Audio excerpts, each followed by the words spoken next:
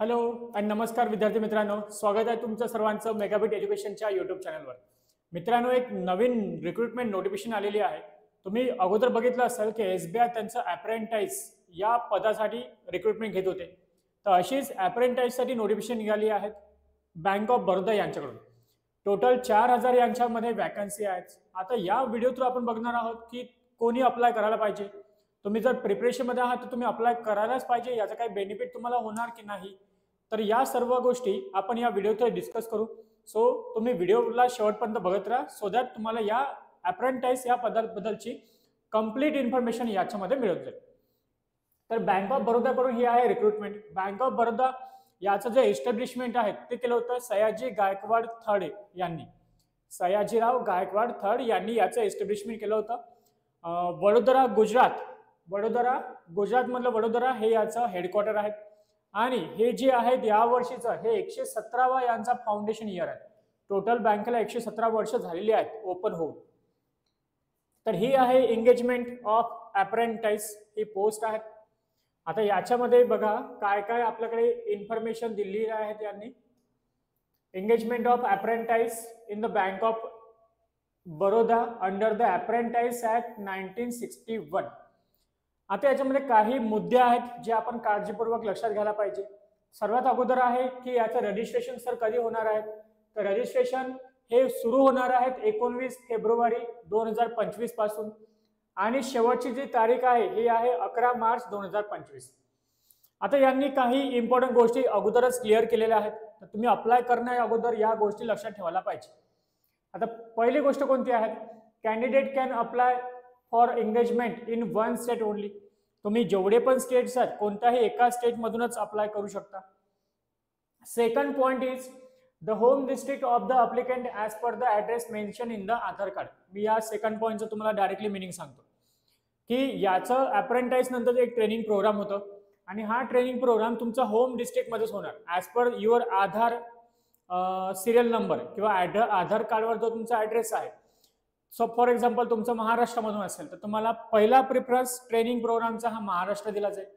In case जर जागा vacant नसेल तर मग तुम्हाला कोणत्या तरी दुसऱ्या स्टेटला इथे पाठवलं जाईल. तिसरा पॉइंट हे आहे की candidate should not have undergone apprentice. जर एखादा पर्सन आहे त्याने ऑलरेडी SBI किंवा कोणत्या एखाद्या दुसऱ्या बँकमध्ये अप्रेंटाइज केलेली असेल तर त्याने परत या पोस्टला अप्लाय करायला नको.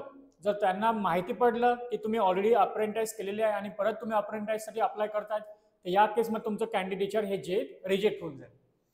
चौथा पॉईंट हे आहेत हेच जे तुम्हाला आता मी थर्ड पॉईंट सांगितला की जर तुम्ही ऑलरेडी इंटर्नशिप घेतलेली आहे तर तुम्ही परत अप्लाय करायला नको.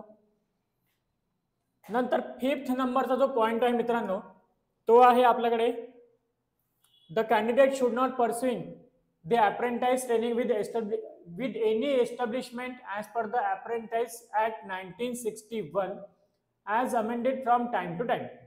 6व्या नंबरचा पॉइंट आहे जर तुमच्याकडे एका वर्षाचा किंवा more than a year experience असेल अप्रेंटिसचा किंवा दुसऱ्या एखाद्या फील्डचा म्हणजे बँकिंग सेक्टरमध्ये, तर तुम्ही अगेन या पोस्टसाठी एलिजिबल नाही आहात. त्यानंतर जर तुम्हाला अप्लाय करायचं असेल तर तुम्हाला जायचं आहे bankofbaroda.co.in किंवा BFSI SSCच्या वेबसाईटवर bfsissc.com या वेबसाईटला जाऊन तुम्ही अप्लाय करू शकता.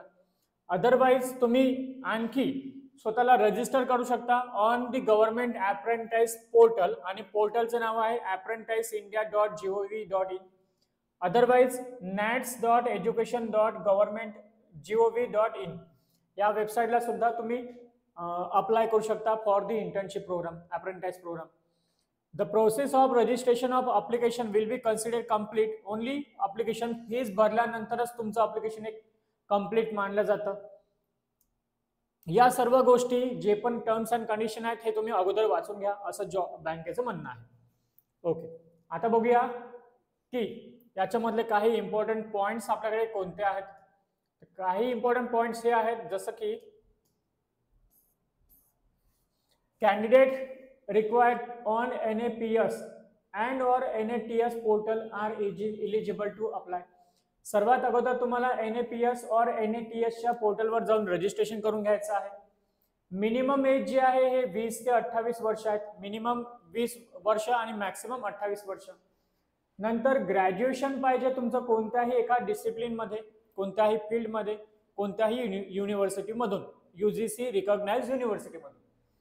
नंतर हा जो इंटर्नशिपचा किंवा अप्रेंटिसचा जो प्रोग्राम आहे हा 1 वर्षाचा आहे, म्हणजे 12 महिन्याचा हा प्रोग्राम आहे.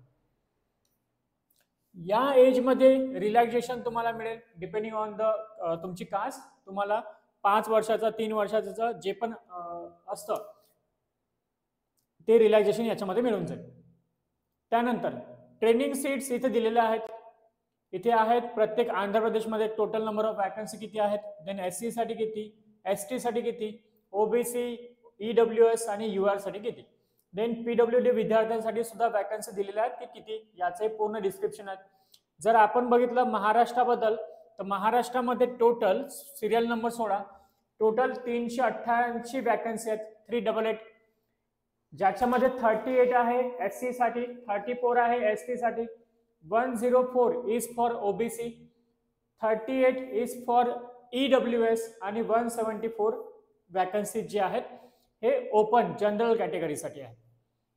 नंतर काही फिजिकली वीक कॅन्डिडेटसाठी सुद्धा काही वॅकन्सीज इथे दिलेल्या आहेत. देन त्याच्यानंतर जे इम्पॉर्टंट आहेत, आता इथे सांगितलं आहेत रिजन वाईज तुमचं कॅटेगरायझेशन दिलं आहे. वरची जी कॅटेगरी आपण आता बघितलं त्याचं रिजन वाईज कॅटेगरायझेशन आहे. जसं महाराष्ट्राबद्दल आपण बोललो तर 388 वॅकन्सी आपण टोटल बघितल्या. या 388 वॅकन्सीचं जर टोटल रिजन वाईज कॅटेगरायझेशन आहे जे आहे अमरावती रिजन मध्ये 10, औरंगाबाद रिजन 10, जळगाव रिजन 10, कोल्हापूरला 10, मुंबईसाठी 122, मुंबई सर्व अर्बन साठी 103 वॅकन्सीज आहेत, नागपूर रिजन 10, नाशिकला सुद्धा 10, पालघरला 6, पुणे रिजन साठी 40 वॅकन्सीज इथे दिलेल्या आहेत, रायगड साठी 10, सोलापूरला 10 आणि ठाणेसाठी आहे टोटल 37. हे दिले आहेत रिजन वाईज. आपण बघितलं महाराष्ट्र वाईज. तर तुम्हाला कोणत्या अदर स्टेटला अप्लाय करायचं असेल तर तुम्ही असं कॅन्डिडेट तुम्हाला असं रिजन तुम्हाला बघता येईल. देन त्याच्यानंतर जर आपण बघितलं तर इथे आहेत कॅटेगरी वाईज रिलॅक्सेशन की किती वर्षाचं आहे. SC ST विद्यार्थ्यांसाठी 5 वर्षाचं एज रिलॅक्सेशन आहे. नंतर OBC विद्यार्थ्यांसाठी जे नॉन क्रिमिनल मध्ये येतात त्यांच्यासाठी 3 वर्षाचं. PWD विद्यार्थ्यांसाठी इथे 10 वर्ष, 13 वर्ष आणि 15 वर्ष. परत कॅटेगरीज वायझेशन हे डिवाइड होतं.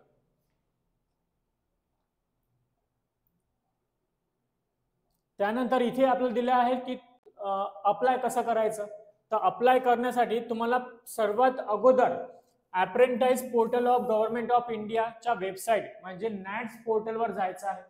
या NATS पोर्टलची लिंक तुम्हाला डिस्क्रिप्शन मध्ये मिळून जाईल. तुम्ही तिथे क्लिक करून या साईटला रजिस्टर करू शकता. इथे गेल्यानंतर navigate to the student register log in सेक्शनवर जायचं आहे. तुम्हाला रजिस्टर करायचं आहे देन NAPS या पोर्टलवर. देन याच्यामध्ये काही आपल्या बेसिक गोष्टी असतात जसं आधार कार्ड अपलोड करणं, front back page, pan card upload करणं, तुमची व्हॅलिड ईमेल ID असायला पाहिजे, मोबाईल नंबर असायला पाहिजे, पासपोर्ट साईज फोटोग्राफ, 10वीची मार्कशीट, 12वीची मार्कशीट, डिग्री सर्टिफिकेट किंवा provisional degree certificate, scan copy of तुमचं पासबुक किंवा चेक आणि तुमचं सिग्नेचर. या सर्व गोष्टी त्याच्या साईज वाईज फॉर्मॅट वाईज तुम्हाला इथे दिलेल्या आहेत अपलोड करताना. Make sure this things should happen. Then selection process, that is important thing की सिलेक्शन प्रोसेस सर याची काय होणार आहे. तर याच्यामध्ये फक्त एकच राऊंड होईल दॅट इज तुमचा प्रिलिमिनरी. याच्यामध्ये कोणताच प्रिलिमिनरी किंवा मेन्स एक्झाम नाही आहेत, फक्त एकच तुमचा राऊंड होणार आहे प्रिलिमिनरी एक्झाम. आणि याच्यामध्ये 4 सेक्शन टोटल राहणार आहेत. पहिला सेक्शन जो आहे तो आहे जनरल आणि फायनान्शियल अवेअरनेस, ज्याच्यामध्ये नंबर ऑफ क्वेश्चन आहेत 25, मॅक्झिमम मार्क्स आहेत 25. सेकंड सेक्शन जो आहे तो क्वांट प्लस रिझनिंगचा आहे, ज्याच्यामध्ये again 25 question 25 marks. Then computer knowledge आहे 25 क्वेश्चन 25 मार्क्स आणि इंग्लिश आहे 25 क्वेश्चन 25 मार्क्स. टोटल 100 क्वेश्चन्स राहणार आहेत. 100 मार्क्सचा पेपर राहील. 1 तासाचा टाइम आहे. तुम्ही याला हिंदी किंवा इंग्लिश मध्ये सॉल्व्ह करू शकता आणि इंग्लिशवाला पोर्शन तुम्हाला इंग्लिशमध्ये सॉल्व्ह करणं मॅन्डेटरी असतं. नंतर there will be no negative marks याच्यामध्ये कोणत्याही प्रकारचे निगेटिव्ह मार्किंग नाही आहेत. तो दॅट इज प्लस पॉईंट की तुम्ही तुक्का मारू शकता. देन डॉक्युमेंट व्हेरिफिकेशन, त्याच्यानंतर आहे डॉक्युमेंट व्हेरिफिकेशन. बस रिटर्न टेस्ट तुमची झाली की त्यानंतर तुमचं डॉक्युमेंट व्हेरिफिकेशन होणार. याच्याबद्दलची इन्फॉर्मेशन आम्ही आमच्या टेलिग्राम ग्रुपला किंवा टाइम टू टाइम याला अपडेट करत राहू. तशी तुम्ही PDF तुम्हाला ही सुद्धा मिळून जाईल, तर तुम्ही याला सुद्धा बघू शकता. आणि ॲट द लास्ट आहे तुमचं टेस्ट ऑफ लोकल लँग्वेज. जर तुम्ही महाराष्ट्रामधून बिलॉंग करत असाल आणि तुमच्या 10वी 12वीच्या मार्कशीटमध्ये मराठी लिहिला असेल एक सब्जेक्ट, तर तुम्हाला टेस्ट ऑफ लोकल लँग्वेज वाचता, बोलणं आणि लिहिता आलं पाहिजे. तुम्ही आंध्र प्रदेशमधून अप्लाय करत असाल तर तुम्हाला तेलुगू यायला पाहिजे. तुम्ही तामिळनाडूमधून अप्लाय करत असाल तर तुम्हाला तामिळ यायला पाहिजे. तुम्ही मध्य प्रदेश मध्य प्रदेश उत्तर प्रदेशमधून अप्लाय करत असाल तर तुम्हाला तिथली local language that is Hindi यायला पाहिजे. ठीक आहे. तर हे असतं टेस्ट ऑफ लोकल लँग्वेज. तर याच्याबद्दल मी तुम्हाला एकदा परत सांगतो. सर्वात अगोदर होणार तुमची रिटर्न टेस्ट. सर्वात अगोदर होणार written test. Written test followed by document verification आणि सर्वात शेवटी local language test. Local language test तुमची होईल. देन आता हे आहेत कुठे कुठे तुम्ही ट्रेनिंगसाठी जाऊ शकता. Will have to appear for the test specified of local language test. ज्यांचं लोकल लँग्वेज टेस्ट आहेत त्याच्याबद्दलची ॲक्च्युली इन्फॉर्मेशन आहे की हे लोकल लँग्वेज टेस्टमध्ये जसं सांगितलं आंध्र प्रदेशमध्ये तुम्हाला तेलुगू किंवा उर्दू यायला पाहिजे. आसामसाठी आसामीज बेंगाली किंवा बोडो ही लँग्वेज यायला पाहिजे. बिहारसाठी हिंदी किंवा उर्दू आहे. चंदीगडसाठी सुद्धा लँग्वेज आहेत. दिल्लीसाठी आहेत हिंदी. अशी प्रत्येक स्टेट आणि त्यांची लोकल लँग्वेज इथे दिलेली आहे. जर आपण महाराष्ट्रासाठी बघितलं तर महाराष्ट्रासाठी तुम्हाला मराठी येणं कंपल्सरी असतं. ठीक आहे. Then medical fitness at engagement of selected apprentice is subject to his or her being declared medically fit as per the requirement of the bank. एक मेडिकल सर्टिफिकेट तुम्हाला असणं गरजेचं आहे. आणि final selection candidate are advised to note that final selection will be subject to the following. Meeting the cut off marks. Online examination मध्ये तुमचं cut off marks clear व्हायला हवं. डॉक्युमेंट व्हेरिफिकेशन तुमचं व्यवस्थित व्हायला हवं, ज्याच्यामध्ये date of birth, category, educational qualification and other information जे तुम्ही ऑनलाईन ॲप्लिकेशनमध्ये फिल करता ते तुमचं क्लिअर होणं आवश्यक आहे. त्यानंतर आहे लोकल लँग्वेज टेस्टचा तुमचा परफॉर्मन्स आणि मेडिकल सर्टिफिकेट किंवा मेडिकली फिट. अशा 4 गोष्टीवर तुमचं हे सिलेक्शन कन्सिडर केलं जाईल. त्यानंतर याची वेटिंग लिस्ट येईल. जे पण आहेत विद्यार्थी सिलेक्टेड झाले त्याच्यामध्ये काय वेटिंग लिस्ट येईल. जर काही विद्यार्थ्यांनी फॉर एक्झाम्पल जॉईन सिलेक्ट झाले पण जॉईन नाही केलं तर देन वेटिंग लिस्ट मधून कॅटेगरी वाईज त्यांचं सिलेक्शन किंवा त्यांना फॉरवर्ड केला जाईल. जॉब प्रोफाईल काय आहेत तर जॉब प्रोफाईल ही आहे apprentice. This is neither an employment in the bank nor a contract employment in the bank. सर्वात इम्पॉर्टंट जर कोणता पॉईंट असेल तर तो म्हणजे जॉब प्रोफाईलचा. ही फक्त अप्रेंटिसची एक पोस्ट आहे. बँकेने इथे क्लिअरली मेन्शन केलं आहे की तुम्ही बँक ऑफ बरोडाचे एम्प्लॉय नाही आहात. ठीक आहे. तुम्ही neither employment in the bank nor the contract employment in the bank. Please note that the candidate engaged and the apprentice will only be trainee and will not be treated as employee. फक्त हे training म्हणून consider केला जाईल की तुम्ही 1 वर्ष आमच्यासाठी काम करत आहात, तुम्ही आमचे एम्प्लॉय बिलकुल नाहीत. आणि त्यांना कोणत्याही प्रकारचे रेग्युलर एम्प्लॉय सारखे किंवा कॉन्ट्रॅक्च्युअल एम्प्लॉई सारखे बेनिफिट्स इथे मिळणार नाहीत. तुम्ही कॉन्ट्रॅक्च्युअल मध्ये सुद्धा येणार नाही. तुम्ही फक्त एक ट्रेनिंग म्हणून कन्सिडर केला जाईल असं यांचं म्हणणं आहे. Then contract of apprentice. हा कॉन्ट्रॅक्ट ऑफ अप्रेंटिस टोटल तुमचा 1 वर्षाचा राहील. त्यानंतर याच्यामध्ये तुम्हाला स्टायपन मिळणार आहेत. तर स्टायपन काय आहेत तर मेट्रो किंवा अर्बन ब्रांचेस ज्यामध्ये तुम्हाला 15,000 पर मंथ मिळेल आणि रुरल किंवा सेमी अर्बन ब्रांचेस मध्ये तुम्हाला 12,000 पर मंथ एवढं स्टायपन मिळणार आहे. तर I think this is good. Okay. एक लास्ट पॉईंट राहिला अप्लिकेशन फीज. सर किती आहेत तर अप्लिकेशन फीज आहे इथे पर्सन विथ डिसेबिलिटी PWD विद्यार्थ्यांसाठी 400 रुपये प्लस GST आहेत. SC ST विद्यार्थ्यांसाठी 600 रुपये प्लस GST आहेत आणि EWS जनरल OBC कॅटेगरीसाठी 800 रुपये प्लस GST आहे. देन गाईडलाईन्स दिल्या आहेत सर्वात लास्ट की तुम्ही ॲप्लिकेशन फॉर्म भरताना नॅटच्या वेबसाईटवर कशा प्रकारे फॉर्म भरायला हवा. तर त्याबद्दलची कंप्लीट इन्फॉर्मेशन मित्रांनो इथे दिलेली आहे. तर तुम्ही या पेजला रेफर करू शकता आणि त्या प्रकारे तुमचा फॉर्म फिलअप करू शकता. देन हे ॲक्शन्स वगैरे आहेत जे आय थिंक सध्या तरी आपल्या कामाचं नाही. Okay, this is good. Okay, तर हे होतं आपलं बँक ऑफ बरोडाच्या कंप्लीट अप्रेंटाइज पदाबद्दलची इन्फॉर्मेशन. सर एक लास्ट क्वेश्चन माझ्या मनात आला, तर मग मी आता 1 वर्षापासून प्रिपरेशन करतोय, 6 वर्षापासून प्रिपरेशन करतोय, 2 वर्षापासून प्रिपरेशन करतोय, तर मी अप्रेंटाइज या पदासाठी जायला पाहिजे की नाही. तर याचा क्लिअरली आन्सर आहे माझ्या पॉइंट ऑफ व्ह्यूने तुम्ही या अप्रेंटाइजच्या भानगडीत पडायला नको. जर तुम्ही ऑलरेडी 1 वर्षापासून 2 वर्षापासून प्रिपरेशन मध्ये आहात तर 12 महिने तुम्ही काम केल्यानंतर तुम्ही परत त्या प्रिपरेशनला 0 पासून स्टार्ट करणं एक मूर्खपणाचं ठरेल. So you should not go if you are preparing from the last 12 months, 25 months, 2 years, 3 years पासून.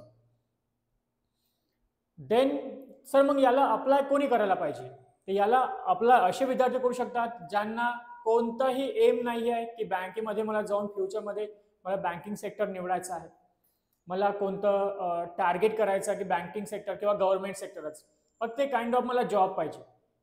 तर किंवा फ्रेशर विद्यार्थी जे आहेत ज्यांनी रिसेंटली पास आउट केलं तर आणखी मी कन्फ्यूज आहे की मला काय करायचं समोर, तर त्या केसमध्ये तुम्ही एक एक्सपिरियन्स म्हणून घेऊ शकता अप्रेंटाइजच्या पदाला. त्यानंतर असे काही विद्यार्थी असतात ज्यांना त्यांचं शिक्षण आणि एज्युकेशन दोन्ही करायचं असतं.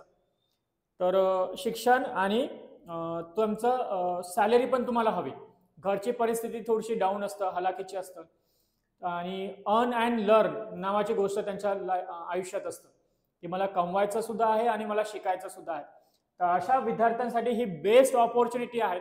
एखाद्या शॉपमध्ये किंवा मॉलमध्ये वगैरे काम करण्यापेक्षा तुम्ही एखाद्या चांगल्या रेप्युटेड ऑर्गनायझेशनमध्ये काम करत आहात, बँकिंग सेक्टरमध्ये काम करतात, तिथला कुठला काही ना काही एक्सपिरियन्स तुम्हाला घेता येतो आणि सोबत तुम्हाला स्टायपंड सुद्धा चांगला मिळणार आहेत. 12,000 स्मॉल स्केल सिटीजमध्ये आहेत, अर्बन सिटीजमध्ये 15,000 आहेत. तर ते तुम्हाला ती हेल्प होऊ शकतं. आणि पॅरलली जर तुम्ही वाटलं तुम्हाला की तुमच्याकडे होत आहेत आणखी तुम्ही करू शकता, every person can do it, तर त्या केसमध्ये तुम्ही दुपारचा जो टाइम आहे त्याच्या व्यतिरिक्त इव्हनिंग आणि मॉर्निंगला तुमची स्टडी सुद्धा तुम्ही करू शकता. तर I think this is the golden opportunity for the students who are just started the preparation किंवा ज्यांना फायनान्शियली थोडीशी स्टेबिलिटी हवी, काहीतरी त्यांना शिकण्याचं आणि कमवण्याचं हीच त्यांच्याकडे अवस्था आहे. पण जे विद्यार्थी ऑलरेडी प्रिपरेशनमध्ये आहेत त्यांनी या गोष्टींकडे पळायचं नाही. अशीच युनियन बँकेची सुद्धा निघाली आहेत किंवा SBIचे सुद्धा निघतं. तर या भानगडीत तुम्ही पडू नका. That is my opinion. Rest of the choice is yours. So this is all about Bank of India apprentice position guys. आपण भेटूया आपल्या नवीन व्हिडिओमध्ये. Till then take care, bye bye and keep sharing this video. Thank you so much.